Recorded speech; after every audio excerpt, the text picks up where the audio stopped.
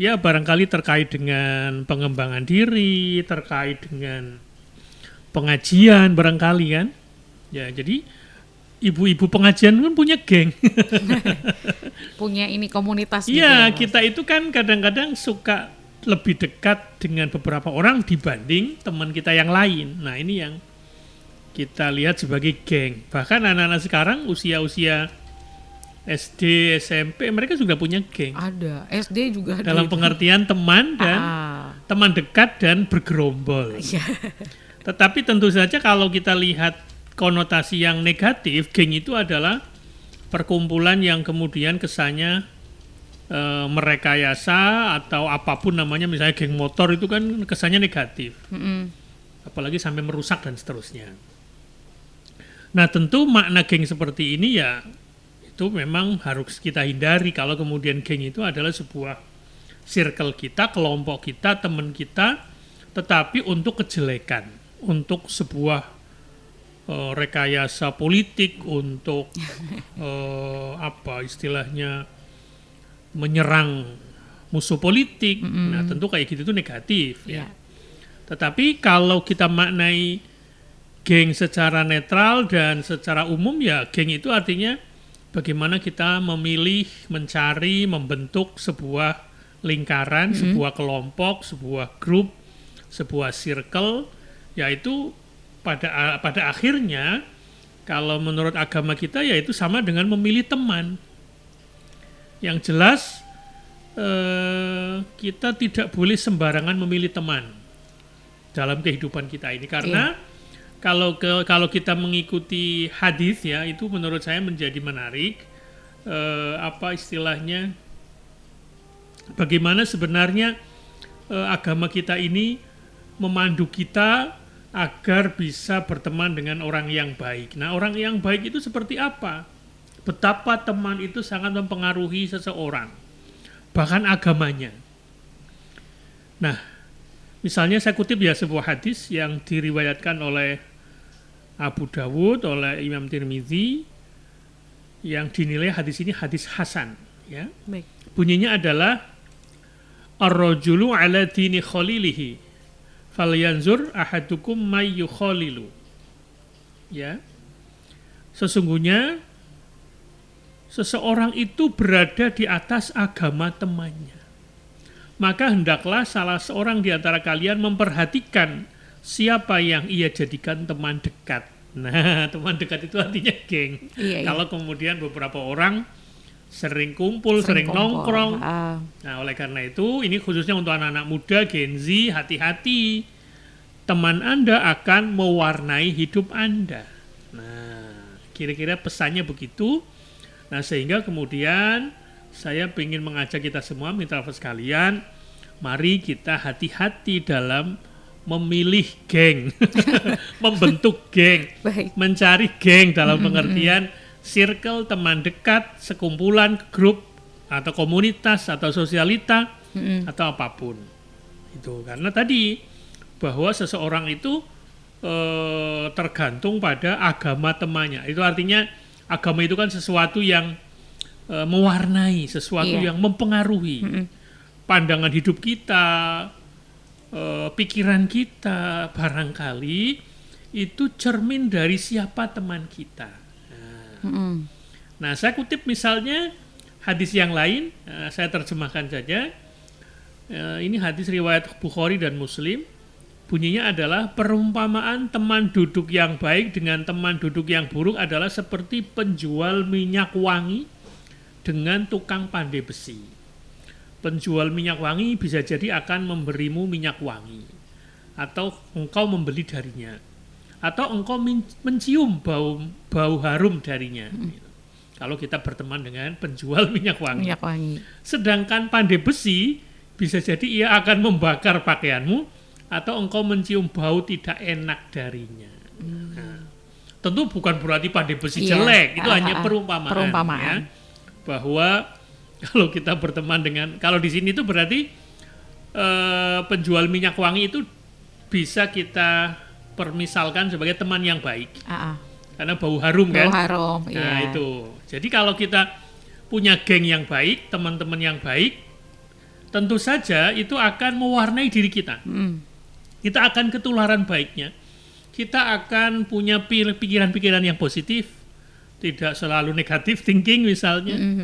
Kita selalu optimis. Ya. Sebaliknya kalau kita temennya negatif, ya, temennya jelek, mungkin jalan pikirannya buruk, ya, kita akan terpengaruh.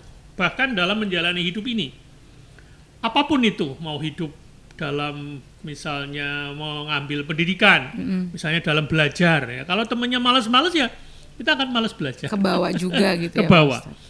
Kalau kita misalnya jadi mahasiswa, temennya kok malas-malesan, ogah-ogahan, nggak pernah baca buku, isinya hanya tongkrongan di kafe, di mana main game online, apalagi sampai ada yang main judi online. Waduh. Wah, itu ya tentu saja sedikit banyak kita akan terbawa. Maka hati-hati memilih teman. Nah, kira-kira begitu. Jadi sekali lagi kata geng di sini maknanya adalah bagaimana kita memilih teman, memilih circle, memilih grup, memilih kelompok, memilih teman bergaul. Karena pada dasarnya tadi bahwa agama kita sangat menekankan betapa pentingnya atau pengaruh dari teman itu. Nah, oleh karena itu, mitra sekalian dan Mbak Momo, kita harus pandai-pandai dan selektif dalam memilih siapa teman kita, siapa komunitas di mana kita akan aktif di dalamnya, memilih kelompok. Ya, ini prinsip-prinsipnya seperti itu ya. Iya. Jadi sekali lagi, misalnya kita bisa ambil nih, kalau memilih teman tuh ya misalnya yang bikin kita semangat. Nah, kelompok atau teman kita itu kayaknya orang yang nggak pernah mengeluh, orang yang punya aktivitas sosial yang positif. Nah, termasuk nanti kita lanjutkan bagaimana memilih teman itu misalnya dalam hal apanya, misalnya cara berpikirnya dan seterusnya. Tapi intinya di pengantar ini saya ingin sampaikan, ingin tekankan bahwa pada dasarnya kelompok, geng, teman itu adalah sesuatu yang wajar jika kita maknai netral, apalagi positif. Iya. Tapi kalau maknanya negatif, seperti geng motor atau geng-geng yang lain, tentu saja kita akan ikut menanggung akibatnya. Kalau kemudian geng kita ini kesannya malah menjadi troublemaker, baik bagi negara, bagi masyarakat, bagi mungkin perumahan atau kampung kita, RT kita, RW kita gitu ya. Nah, itu yang dimaksud dengan mencari geng. Oke, baik. Jangan sampai gengnya Salah. geng yang negatif. Iya. Begitu Mbak pengantar dari saya. Baik, nah itu dia Mitra Lovers sedikit pengantar mengenai tema kita di sore hari ini tentang mencari geng ya. Jangan sampai salah pilih. Oke Mitra Lovers yang ingin bergabung untuk bertanya tentang tema kita di sore hari ini boleh bergabung melalui WhatsApp di 0813 2615 1049 atau di line telepon di 621 621. Tetap bersama dalam segmen Beranda Islami.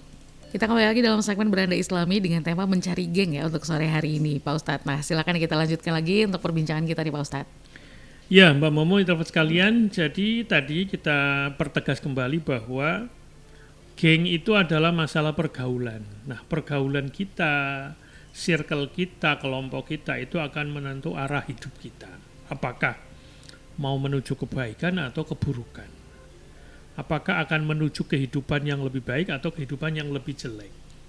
Akan menuju kejayaan atau kesuksesan atau malah menuju pada kehancuran? Kesuksesan bisa kesuksesan karir, kesuksesan hidup, kesuksesan berkeluarga, kesuksesan macam-macam lah ya. Iya. Saya pikir tidak bisa lepas dari teman. Kita nggak mungkin hidup sendiri. Betul Pak Ustadz. Tapi tentu saja kita perlu punya pedoman, memilih. Ya. Makanya tadi hadis yang kita bacakan yang kedua itu kan intinya teman yang baik, jangan teman yang jelek. Ya, teman yang baik itu yang pertama itu ya kira-kira ya agamanya lah. Cari teman yang beriman dan bertakwa. Menjaga sholatnya misalnya kan, artinya beribadah, menjauhi hal-hal yang buruk, menjauhi dosa dan seterusnya. Yang lebih konkret lagi ya dia berakhlak mulia. Cari teman yang akhlaknya baik, jujur ya, amanah, sabar, tidak saling menghina. Jadi saling mendukung lah. Atau teman kita yang punya pengaruh positif, mengajak kepada kebaikan. Kalau ada teman kita yang cenderung berbuat negatif ya kita ingatkan. Itu malah teman yang bagus. Jadi kadang-kadang kita itu kalau ada teman dekat kita melakukan kejelekan, kita itu kayak nggak enak mau mengingatkan. Nah, justru yang bagus itu adalah kalau kita mampu mengingatkan. Itu berarti teman yang baik. Tapi saat kita lengah, saat kita berbuat negatif, kok teman kita membiarkan, itu malah teman yang jelek. Artinya bisa mencegah kejelekan kita atau keburukan kita. Ya tentu saja yang saling mengingatkan dalam kebenaran. Wa tawassaw bil haqqi wa tawassaw bis sabr. Jadi justru geng yang baik itu adalah kalau anggota geng kita ada yang menyimpang, entah itu dalam hal melanggar hukum, dalam hal tindakan asusila, wah itu kita harus ingatkan. Harus kita ingatkan. Jangan diam saja. Karena nggak enak kemudian diam itu salah. Nah, itu geng yang bagus. Baik Pak Ustadz. Karena dalam hidup ini kan kayaknya nggak bisa lepas dari, apalagi dalam bicara politik ya, mungkin di lembaga kita, perusahaan kita, bahkan di negara kita ini ada geng-geng. Iya, betul sekali. Ada kubu masing-masing. Ada kubu-kubuan. Nah, betul. Carilah kubu yang baik.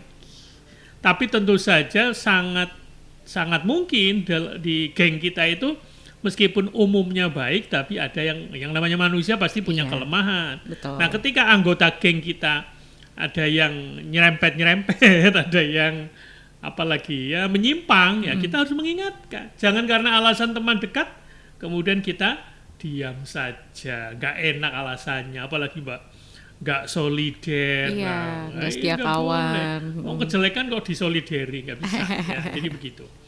Artinya kalau kita salah memilih teman ya itu dampaknya jauh ya, hati-hati. Kemudian boleh jadi otomatis ya memilih teman yang baik berarti kelompok yang baik. Nah, teman yang perlu kita hindari atau kelompok yang perlu kita hindari ya misalnya tadi suka berbuat yang dilarang. Misalnya suka minuman keras, suka narkoba, suka hibah, suka macam-macam lah ya.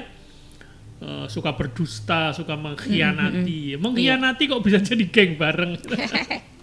Tapi sangat mungkin. Bisa karena jadi. Ada pepatah bahwa kejelekan atau kebaikan yang tidak terorganisir akan dikalahkan oleh kejelekan yang terorganisir. Nah, terorganisir berarti kan dia punya geng. Punya. Jadi kita boleh rubah ini pepatah ini. Kalau aslinya itu kan kebaikan yang tidak terorganisir dengan baik akan dikalahkan oleh kejelekan yang terorganisir dengan baik. Berarti boleh kita ganti nih. Geng yang meskipun baik tapi tidak bahasa kita tidak solid. Itu akan bisa dikalahkan oleh geng yang jahat. Tapi mereka solid. Jahat tapi solider. Nah kita orang baik tapi kok tidak menjaga ukhuwah, tidak menjaga kekompakan, tidak punya persatuan, itu akan kalah. Meskipun geng kita baik, kalau dalam perjuangan misalnya. Nah tentu saja ini sekaligus kita harus memilih memilih teman atau kelompok atau komunitas atau geng tadi ya. Iya Pak Ustadz. Ya supaya kita nggak salah arah. Supaya tidak menyendiri juga karena kita nggak mungkin lepas dari teman. Kalau kita milih kelompok itu tentu saja bisa berdasarkan persaudaraan karena keimanan, bukan kepentingan dunia saja. Pilih mereka yang seiman barangkali, boleh, bagus itu. Kalaupun tidak seiman ya berarti nanti dalam hal yang lain, misalnya dalam hal kerja sosial, boleh, nggak apa-apa. Okay. Ya. Nah, tetapi tentu saja salah satu kriterianya ya berdasarkan persaudaraan karena keagamaan. Nah, kemudian kira-kira kita bisa memilih kelompok yang cenderung kelompok itu mengajak kita kepada kebaikan dan mencegah kejelekan atau kemungkaran. Terus saling menolong dalam kebaikan. Ya. Ta'awanu 'alal birri wat taqwa, kata surat Al-Maidah ayat 2. Jadi saling menolong dalam kebaikan dan jangan saling menolong dalam dosa dan permusuhan. Jadi kalau ada geng kok dibikin untuk memusuhi kepada geng lain atau kepada negara, kepada apa. Wah, itu indikasi bahwa itu geng yang sesat. Jadi jangan pilih geng yang sesat, tapi geng yang lurus, kira-kira begitu ya. Oke. Kemudian membawa semangat menyebar kebaikan, atau bahasa kita agama, ya dakwah lah kira-kira gitu. Kebaikan, sosial, macam-macam. Terus kelompok yang tidak baik itu yang seperti apa? Sebenarnya tadi sudah beberapa kali sudah kita sebut. Ya hanya kepentingan dunia saja. Dunia saja, politik saja, tidak ada nilai misalnya, tidak ada keimanan ya. Yang penting tercapai segala kepentingan, berkuasa. Wah, jadi geng kok dicapai untuk berkuasa. Wah, itu geng yang jelek, geng yang tidak baik. Geng yang baik itu adalah yang punya nilai. Jangan mencari partai politik, mencari kelompok, mencari geng yang tidak punya nilai. Nilainya hanya pragmatisme saja, kekuasaan saja, atau hal-hal yang menyenangkan, kemudian sampai melanggar aturan, melanggar etika, melanggar konstitusi. Nah, itu termasuk geng yang jelek. Kira-kira begitu. Atau menjadi tempat berbuat dosa di dalam geng itu, saling membiarkan, tawuran, atau ada permusuhan. Nah, kira-kira begitu. Geng tawuran kan ada tuh. Ada. SMK ini ngelawan SMK itu. Nah, itu namanya geng tawuran, misalnya begitu. Atau permusuhan. Nah, kira-kira begitu. Kemudian juga misalnya kita bisa pilih misalnya geng yang baik itu ya intinya apa ya? Menjaga ukhuwah tadi ya, menjaga ukhuwah, saling menasehati gitu ya. Nah yang jelek tadi tidak ada persaudaraan berdasarkan agama misalnya, hanya dunia saja, apalagi kekuasaan atau lagi kejelekan. Terus geng yang jelek itu juga terlalu mengajarkan fanatisme buta. Waduh. Jadi salah benar yang penting kelompok, memecah belah itu juga geng yang jelek. Apalagi gengnya geng buzzer. Memecah belah masyarakat, memecah belah netizen, menyebarkan hoax. Ada rekayasa, ada tipu muslihat. Nah, itu geng-geng yang perlu kita hindari. Jadi salah benar kalau kelompoknya itu dibela mati-matian. Atau kepada mengajak ideologi yang bertentangan dengan agama. Ya. Karena kita muslim ya bertentangan dengan Islam. Itu juga jangan sampai kita masuk geng karena itu. Selanjutnya Mbak, kira-kira prinsip yang harus kita pegangi ketika kita masuk geng atau pergaulan kelompok atau circle atau apapun namanya, tentu saja kita harus mulai dari niatnya. Termasuk ketika kita bikin geng itu atau menginisiasi geng. Ya. Tentu saja niatnya pertama harus karena Allah, ya, karena kebaikan. Jadi bukan berteman hanya karena kesenangan dunia saja, tapi harus saling menolong untuk menuju kebaikan, menuju surganya Allah. Nah, punya nilai tadi ya Pak? Iya betul, harus begitu. Karena kalau nggak bernilai itu ya menurut saya eman-eman. Ya. Kita kalau memilih geng, membentuk geng, mencari kelompok circle itu harus selektif. Tapi tidak sombong, dalam pengertian ya tetap berbuat baik kepada semua orang yang bukan geng kita. Tetapi kita harus memilih sahabat dekat yang memang punya prinsip. Betul. Yang misalnya yang terserah mau seiman boleh, mau seormas boleh, nggak apa-apa. Tapi yang penting jangan eksklusif. Kalau kita berbasis paham keagamaan ya dengan paham yang lain, dengan orang lain kita tetap baik.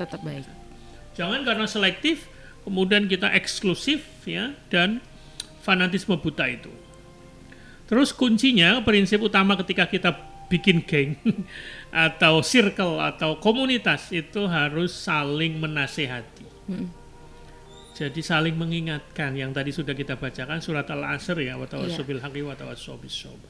Di situ ada tentu kita nggak mungkin meskipun umumnya geng kita baik tapi kemudian orangnya baik terus juga tidak. Boleh jadi ada teman kita yang agak nyimpang ya, kita ingatkan.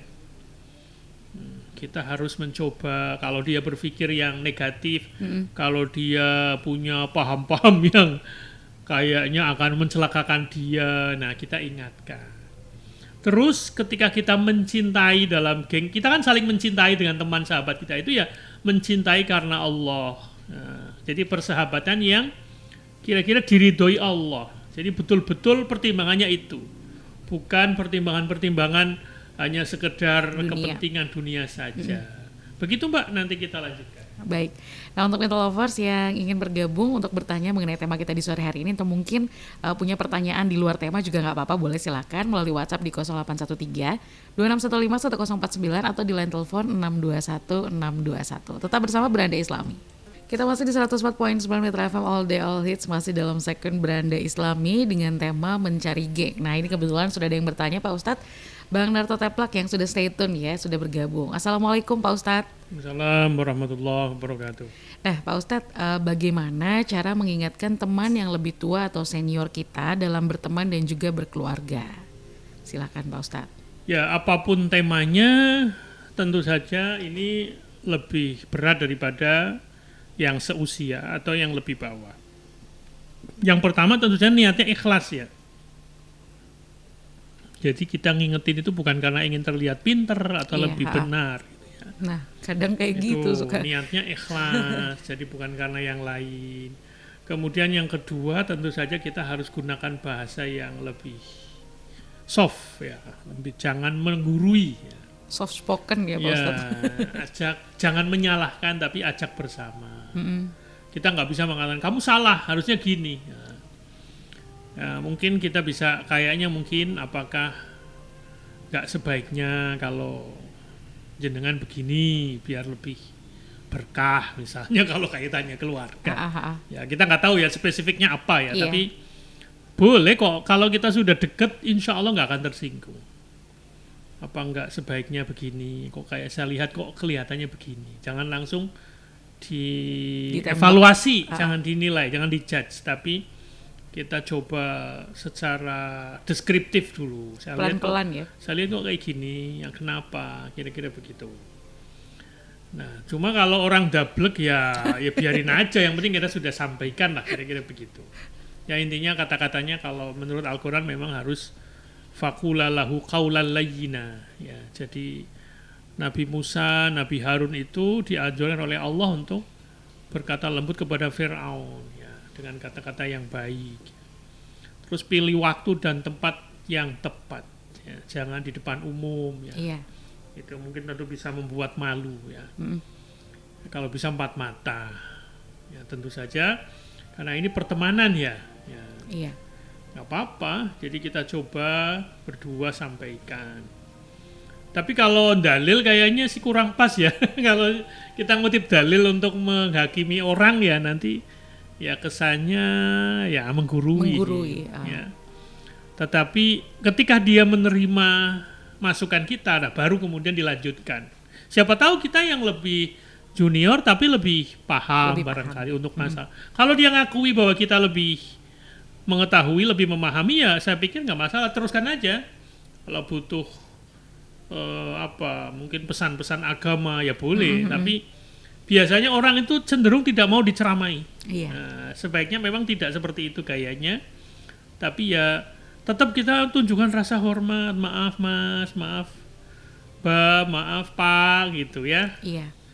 Nah, mungkin saya salah, tapi kok menurut saya saya lihat begini apa enggak. Nah kayak kira-kira begitu. Jangan menyinggung bahasa ya, jangan menyinggung usianya. Bapak ini kan lebih tua gitu. Jangan begitu. Kita tetap menghargai meskipun beda pendapat. Tapi tentu saja sebelum kita ngomong, sebelum kita memberi nasihat itu kadang-kadang lebih bagus dengan contoh. ya kita tetap menjaga akhlak kita, pergaulan kita. Insya Allah senior pun akan segan dan ikut termotivasi kalau ya tentu ini butuh waktu, jangan baru kenal langsung kasih nasihat ya. Tentu lihat kedekatan kita. Iya. Kalau kelihatannya kita udah deket dan sering ngobrol, sering guyon ya, insya Allah nggak akan tersinggung lah. Tetap ada etikanya ya, Pak Ya Ustadz. boleh jadi orang yang lebih senior itu bisa nolak atau bisa juga nerima. Ya kita doakan saja. Artinya sabar. Iya. Sabar kalau dia bereaksi negatif. Ya intinya ya kita ingatkan dengan ikhlas, penuh adab, tetap hormat, intinya begitu. Jangan sampai kemudian kita kesannya malah menggurui. Ya tentu ini agak sulit ya dipraktekkan, mudah diteorikan, tapi dicoba saja. Insya Allah nggak masalah kalau kita kemudian menegur. Ya. Iya. Sebagai bawahan pun boleh kita sampaikan atas. Jangan kok begini, maksudnya apa? Ya kira begitu. Begitu Mbak. Oke, semoga untuk Mas Sarto terjawab ya pertanyaannya. Dan ini ada pertanyaan kedua Pak Ustadz. Boleh silakan. Dari Mas Ian.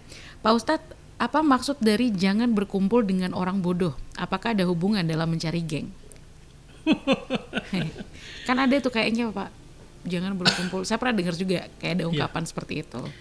Ya begini, kalau bodoh dalam pengertian sesuatu yang lebih dalam pengertian dia orangnya keras kepala, orang yang kemudian dungu, bahasanya dong itu. Artinya dia itu kayak menolak kebaikan, menolak kebenaran, ya itu tentu saja itu negatif ya. Tetapi ya bodoh maknanya di sini kan lebih ke bodoh dalam sikap ya. Oh, baik. Tapi kalau bodoh dalam pengertian secara IQ ya tentu saja ya itu secara frekuensi otomatis kita akan mencari yang sepadan kan, kadang-kadang begitu. Jadi kesan kata bodoh sini bukan kemudian bodoh secara intelektual, tapi bukan lebih merendahkan, bukan ya ya Pak Ustadz, bukan bukan kayak orang yang misalnya ini anak SD, saya sarjana nggak mau berteman, bukan begitu maksudnya. Oke. Kata bodoh sini lebih ke sikap Lebih ya. ke sikap ya. Orang-orang yang tadi menolak kebenaran atau barangkali orang-orang yang sikapnya memang ya tadi kesannya memang dia tidak mau tidak mau maju atau mungkin dalam beragama barangkali dia cenderungnya orang-orang yang ya tadi melawan kebenaran misalnya. Kira-kira begitu. Jadi kalau saya pribadi sih tidak selamanya kemudian kita harus berteman dengan orang yang otaknya encer semua gitu. Ya enggak gitu juga. Iya, oke. Kita harus berteman kalau yang dokter enggak juga itu. Kan kesannya gitu ya, apa kita nggak boleh berteman dengan orang yang pendidikannya di bawah kita? Ya boleh. Yang penting tadi tidak bodoh dalam pengertian sikap. Sikapnya, oke. Nah, ya seperti kata dungu tadi. Baik Pak Ustadz. Mungkin yang pikirannya tertutup, yang tidak pingin istilahnya memperbaiki diri dan seterusnya. Mungkin kalau saya memahaminya seperti itu ya, tidak boleh berteman dengan orang yang bodoh tadi itu. Karena yang bodoh itu maknanya luas ya. Iya. Tapi kalau yang berpendidikan rendah itu tidak begitu maksudnya. Iya. Begitu Mbak Baik, Momo. semoga terjawab ya Mas Ian. Jadi menurut Pak Ustadz sendiri itu tadi untuk yang jangan berkumpul dengan orang bodoh itu lebih ke jauh lebih sikap ya. Jadi tetap kita harus selektif juga dalam mencari geng gitu. Nah, mungkin bisa kita lanjutkan lagi Pak Ustadz untuk tema kita di sore hari ini. Ya, tentu saja geng ini bisa juga kita maknai bahwa kita memang dalam hidup ini agama kita itu menekankan untuk selalu berjamaah. Iya. Artinya geng kita maknai secara positif ya. Sebagai circle teman bergaul, sosialita, ukhuwah, grup, jamaah. Nah, konsep jamaah inilah yang barangkali bisa kita miripkan sebenarnya ya. Jadi jamaah dalam pengertian bisa jamaah besar atau jamaah kecil. Tapi intinya agama kita sangat menekankan pada kebersamaan. Bahkan kalau kita berdoa Mbak, itu kita nggak boleh hanya minta ampun untuk diri kita sendiri. Kita minta ampun untuk saudara-saudara kita, ya. Misalnya kita kalau yang cowok nih, yang kalau Jumatan tuh kan khotib itu selalu mengakhiri khutbahnya dengan Allahumma gfir lana Allahumma ighfir lil muslimin wal muslimat wal mu'minin wal mu'minat al-ahya minhum wal amwat. Jadi setelah kita minta ampun untuk diri kita, tapi juga untuk orang tua kita, untuk saudara-saudara kita, termasuk yang saudara seagama, yang Islam laki-laki, Islam perempuan, mukmin laki-laki, mukmin perempuan, yang masih hidup atau yang sudah meninggal. Semuanya didoakan. Itu menunjukkan bahwa agama kita sangat menekankan kehidupan berkelompok, berjamaah. Bahkan sholat juga lebih utama jamaah. Terus apa lagi? Kita juga ya silaturahim itu kan jamaah juga. Iya. Intinya kata geng ini sekali lagi dalam tema kita ini netral ya, bisa negatif bisa positif. Tentu saja yang kita maksud kalau toh kita harus membentuk geng atau mencari geng atau masuk geng, itu geng yang baik ya, bukan geng yang buruk, bukan geng yang menuju kejahatan. Nah, itulah standarnya. Jadi sekali lagi, geng yang kita masuki, yang kita bentuk itu harus atas dasar nilai yang kuat, terutama adalah nilai agama. Terus ada persaudaraan di situ. Kemudian dalam persaudaraan di situ juga kelihatan tuh mereka saling menyayangi, saling mengasihi, saling menolong. Seperti satu tubuh, Mbak. Iya, ya. Betul. Jadi kalau dalam hadis itu perumpamaan kaum muslimin itu dalam hal saling mengasihi, saling menyayangi, saling menolong di antara mereka seperti perumpamaan satu tubuh. Jadi kalau satu tubuh kita ada yang sakit, maka anggota tubuh yang lain juga akan merasakan demam, misalnya tidak bisa tidur. Kalau kita ada yang luka misalnya, ya. Atau di hadis yang lain seperti bangunan. Al-mu'minu lil mu'mini kal bunyani yashuddu ba'duhu ba'dun. Seorang mukmin terhadap mukmin lainnya seperti satu bangunan, sebagiannya menguatkan yang lainnya. Nah, tentu saja ini sangat luas ya. Iya. Dalam arti kita merasa seperti itu dalam jamaah umat muslim. Tapi geng di sini tentu saja lebih ke kelompok kecil ya. Iya. Tapi tentu saja jamaah yang terlalu luas ini juga mungkin agak sulit dirasakan ya. Persaudaraan kita itu akan terasa lebih konkret kalau kita punya kelompok yang agak terbatas. Iya. Ya, circle tadi. Circle-nya. Ya kan.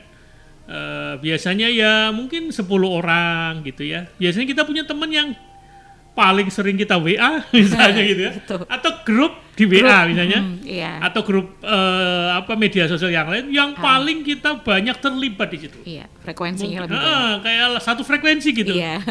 Mungkin untuk yang grup ini ngomongnya lebih deket, ya, lebih terbuka. Tapi untuk grup yang satu kita agak menjaga diri. Bahkan ada grup dalam grup Pak Ustadz. Oh gitu? Ada. Itu udah rahasia umum. Berarti geng dalam geng. Iya. Ya, itu artinya makna geng sekarang bisa kita maknai secara virtual. Iya. Tidak harus secara offline, tapi secara online. Iya. Wah, itu lagi-lagi ya, apakah geng secara virtual atau geng WA atau geng apapun namanya, itu juga produktif buat kita. Konten-kontennya yang di-share dalam geng kita itu seperti apa, itu juga perlu diseleksi. Jangan kemudian ya misalnya semuanya di-share semua tanpa ada filter. Nah, kita saling mengingatkan filternya. Oh, itu nggak pantas, jangan di-share di sini, nggak pantas itu. Apalagi kita itu kadang-kadang mungkin seperti HP saya nggak dikunci, Mbak. Jadi siapapun bisa buka itu. Keluarga maksudnya itu kan. Nah, itu kan mungkin kalau ada anak kan nggak pantas kalau kemudian itu mungkin ada konten yang tidak selayaknya di-share misalnya begitu. Iya. Begitu Mbak, nanti kita lanjutkan kembali. Baik, nah Mitra Lovers itu tadi penjelasan dari Pak Ustadz ya, dan terima kasih untuk atensi yang sudah bergabung. Nanti kita akan kembali lagi Mitra Lovers tetap dalam segmen Beranda Islami. Kita kembali ke commercial break berikut dulu. Kita kembali dalam segmen Beranda Islami, dan mungkin dari tema kita di sore hari ini Pak Ustadz ingin menyampaikan kesimpulan kita ya Pak Ustadz untuk sore hari ini. Ya, sekali lagi tema kita intinya adalah tentu kita nggak bisa lepas dari kehidupan berkelompok, kehidupan sekelompok teman yang barangkali terbatas dalam beberapa hal. Namun demikian, meskipun kita grupnya lebih dari satu, gengnya lebih dari satu misalnya, Tapi tadi intinya apakah dalam geng kita itu lebih dominan kebaikan, ya, lebih dominan kebaikan, ada persaudaraan di situ, ada saling menolong, ada saling membantu, ada saling mengenal, gitu. Jangan sampai grup kita atau geng kita lebih hanya sekedar, ya intinya apa bahasa kita, ya mungkin sekedar hura-hura. Jangan sampai, ya itu wajar, jadi nggak perlu dibubarkan. Tapi ya kalau yang baru mau mencari, ya, dia mungkin selama ini sendirian, sebaiknya membentuk circle-circle atau geng tadi. Tapi gengnya yang positif. Ya tentu dijaga persatuannya, saling menolong, solidaritas itu saya pikir wajar. Ada mungkin saling menengok kalau ada yang sakit dan seterusnya.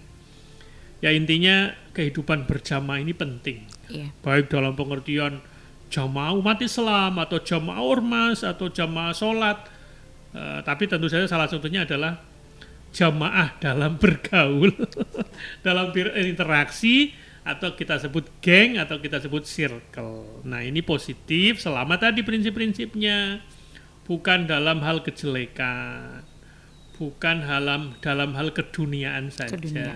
Harus punya nilai-nilai bersama, harus saling menghargai, persaudaraan dijaga, persatuan dan seterusnya. Kalau ada teman yang nyimpang-nyimpang, ada teman yang ngomong hal yang kurang bagus, yang menyakitkan, yang macam-macam, punya pikiran yang negatif, kita harus mengingatkan supaya kemudian geng kita ini jalannya benar. Nah, kira-kira begitu. Ya tentu saja ada batasnya, jangan kemudian kita ini nggak punya prinsip, kita harus selektif geng yang seperti apa yang kita pertahankan. Mungkin ada saatnya di mana kita keluar dari geng itu, ya nggak apa-apa, selama ada prinsip yang bisa diterima, alasannya apa, ya begitu kira-kira. Ya jadi sekali lagi ini adalah hak kita untuk berkumpul, kalau secara undang-undang itu dijamin oleh negara, ya, berserikat dan berkumpul. Tapi lagi-lagi semua harus diniatkan untuk tadi kebaikan dan untuk perjuangan hal-hal yang baik. Ya meskipun ada nuansa saling cerita, kemudian mungkin ada healing bersama, ada jalan-jalan itu, touring. Ya nggak masalah. Tapi jangan kemudian isinya touring terus. Baik, Pak Ustadz. Ya, begitu kira-kira. Ya, mari kita jaga geng kita ada berapa, grup kita, ya, atau sosialita kita, atau circle kita. Tapi semuanya kita harus di dalamnya itu menjadi pribadi yang bisa membawa geng kita menjadi geng yang lebih baik, geng yang di jalan Allah. Kira-kira begitu.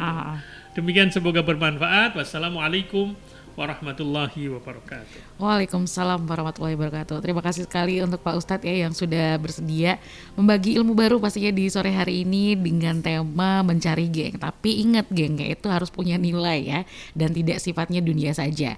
Dan pastinya dalam segmen Beranda Islami setiap minggunya kita akan membahas tentang tema yang berbeda. Nah, untuk Mitra Lovers yang mungkin ingin menyarankan atau mengusulkan tema tertentu, boleh juga untuk bergabung dan mengajukan temanya melalui WhatsApp kami di 0813-2615-1049. Untuk hari ini Beranda Islami sekian dulu, tapi tetap bersama Radio Mitra FM Purwokerto, all day all hits.